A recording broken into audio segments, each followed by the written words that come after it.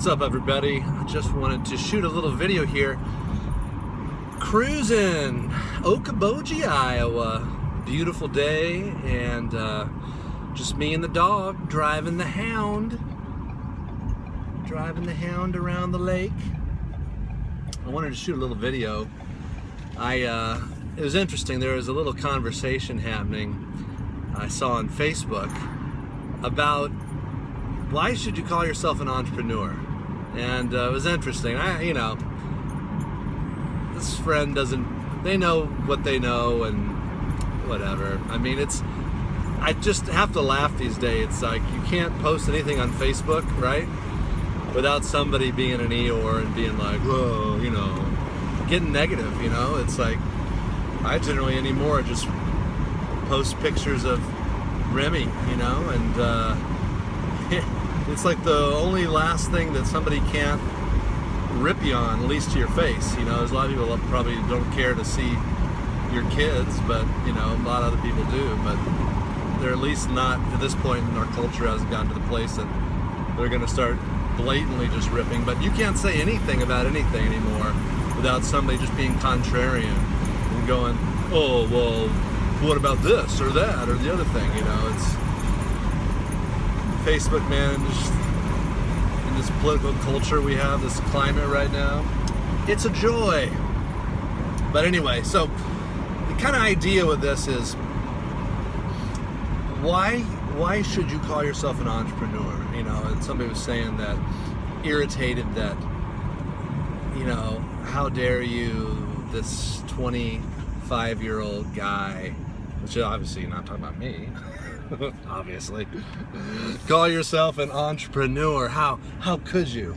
It's kind of like, just join all the rest of us as mindless robots, getting up, dealing with our 30 to 45 minute commute, dealing with people that we have to work with, fighting traffic, going back home. The reality is, most people want to be free of that.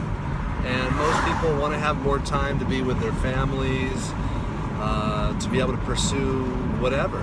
So, man, my hat's off to anybody who is going to do the hard work of going the entrepreneurial route, starting your own shop, starting your own sales career, if you're, whatever. It's, whether it's online or offline or whatever. Just saying, I don't want to be a corporate slave. I don't want to help somebody else get wealthy. Maybe because that's what you're doing. If you're working for a corporation, you're just helping the owners, the shareholders get wealthy for the most part. Don't turn. Stop there, Grandma. Thank you. Whenever these cars are inching out and you're turning left, it's like, oh, please. So anyway, this friend was irritated that she was asking them what they did, and they said, I'm an entrepreneur. Well, you're probably jobless at Starbucks.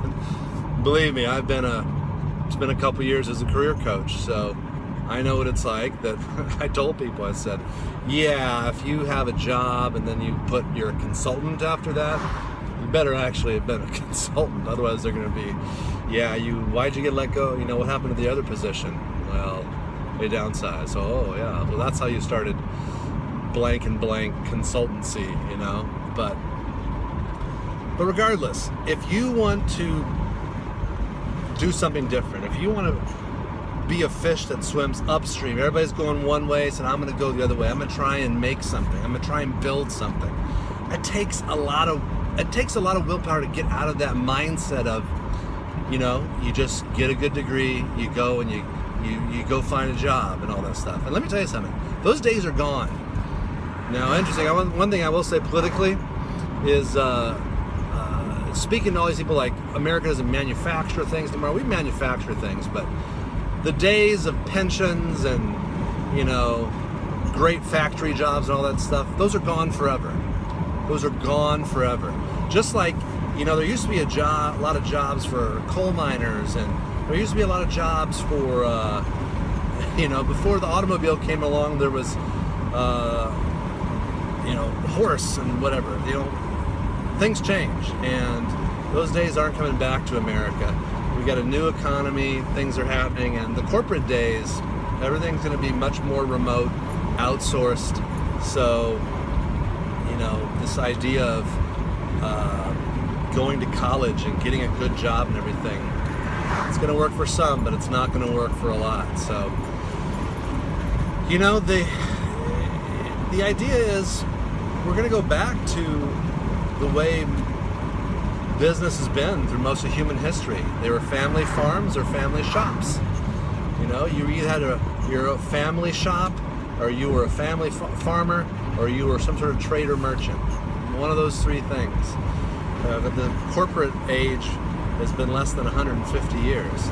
We'll always have corporations, but now labor is becoming so cheap they can outsource more and more and more overseas, and they're going to be able to automate more and more and more. You're going to be talking to a robot or a Filipino. So my advice to people is you better embrace being an entrepreneur. You better embrace having a family business. Figure out what that is. Figure out what 3 or 4 different things that could be. Be multifaceted. Build one thing, then build the next. So instead of spitting on somebody else for trying to build something, for trying to break free of the 1980s, 90s mentality, it's already changed. Things are moving right underneath our feet. Don't depend on somebody else to provide you a job, a lifetime job with benefits and all these things. Well, now we've transferred that to the government, what have you.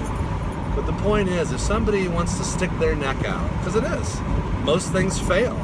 Most people fail at a million things before they succeed. And it used to be celebrated in our culture. Abraham Lincoln, famously, that used to be something on the wall of the blockhouse where we lifted weights for a football team when I was in high school. He failed at this and failed at that. Well, if you listen to that mindset now, it's like, oh, well, who are you to think that you could be anything, Who are you? Instead, you should be saying, yes, you are an entrepreneur. You are an entrepreneur. And that should doubly be for somebody who's an artist. That's why I named my site Artisan Entrepreneur. Because any artist is an entrepreneur. Because you are creating, you're crafting something out of nothing that did not exist.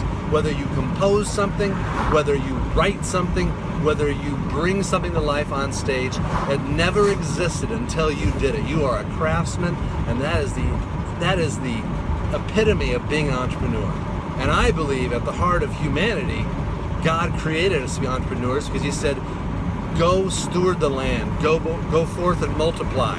Essentially He said, go create, go be creators, because you're made in my image. So anyway, I'm going on a tangential run here on a beautiful day, but I just want people to rethink the idea. You don't have to be an employee. Now, you want to work for a company? Fine. But think of yourself as the owner of your own personal brand, your own personal business. And I'm not saying that as you're going to be some, whatever, I'm this big hotshot thing. I'm talking about the pride you get in self-ownership because you're living out what God made you to be. That's how I see it as. You're taking a spark of the divine in bringing something out of nothing, of making a difference, of impacting people with who you are, with what you can create and bring to life. So it's hard enough working and trying to make a living, but let alone to go and make something new rather than just get a job. That's hard enough. So let's celebrate anybody who wants to, yes, possibly go on the brink of homelessness or bankruptcy or back and forth, trying to make their dreams come alive so that they could really live out something greater than what they had known before. Embrace being an entrepreneur. I want you to see that in what yourself and what you can be and what the possibilities are. So